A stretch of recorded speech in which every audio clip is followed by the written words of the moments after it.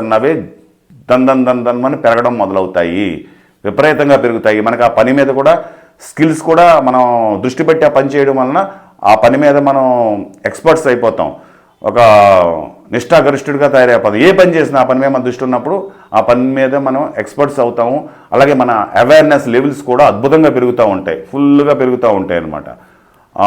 అప్పుడే అవేర్నెస్ అన్నది పెరుగుద్ది. అంటే అవేర్నెస్ని పెంచుకోవడానికి ఇదే మెయిన్ కారణం. మనం ధ్యానం చేసినా ప్రజెంట్ మూమెంట్లోనే ఉండాలి.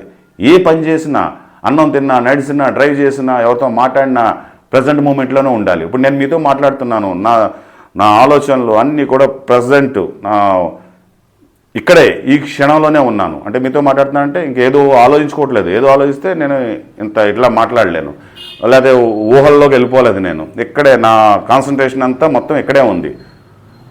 అలాగే ఏ పని చేసినా అలాగే ఉండాలి. అలాగే మీరు నన్ను చూస్తున్నారు.